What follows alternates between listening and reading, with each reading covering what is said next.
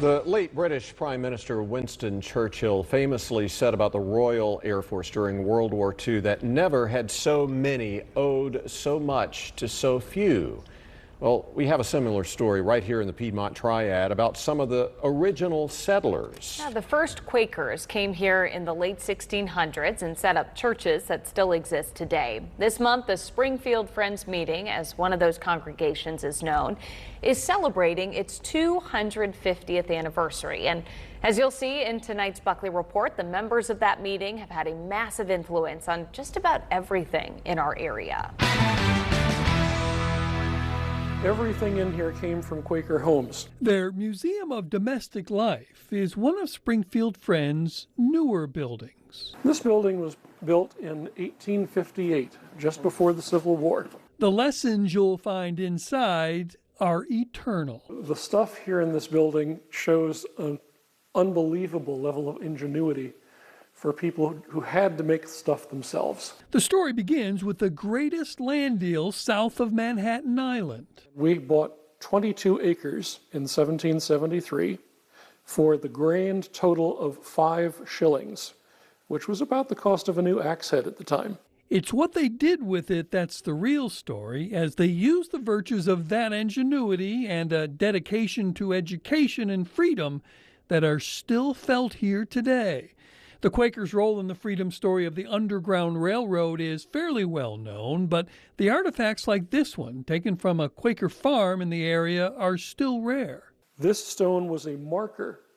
This arrow would have directed escaping slaves on to the next station in the Underground Railroad.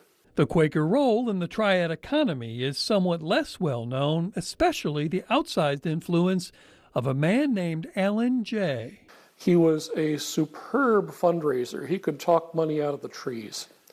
And he raised money from all across the United States and Britain and Ireland. From fellow Quakers and chocolatiers, the Cadburys and Rowntrees in the UK, and railroad magnate and university founder Johns Hopkins in the States.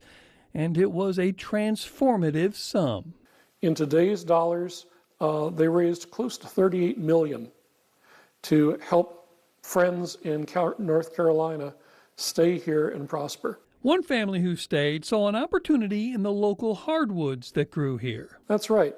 Following the Civil War, when this whole area was economically destroyed, the Quakers, one family in particular, the Tomlinson family, started the first furniture factory here in town. The chairs up here are all examples of Quaker manufacture. Beginning of the furniture industry right there. Yep. And eventually the Tomlinson brothers, Charles and Sidney, started what is now the High Point Furniture Market. Nothing affected more people than the Quakers' dedication to education. We started the first schools of any kind here in the High Point area. And Sunday school back then was a basic literacy program for poor farm kids who couldn't get away from work the rest of the week. And Sunday school taught reading, writing, and arithmetic. They used the millions they raised as a foundation of public education in the area. They rebuilt 60 elementary schools here in the area. Here in this very room, they ran a teacher training program for 8 years to train a whole generation of teachers to staff them, including building the first boarding school, which eventually grew into Guilford College. Not bad for a denomination that still numbers fewer than 100,000 in America. Bob Buckley, Fox 8 News.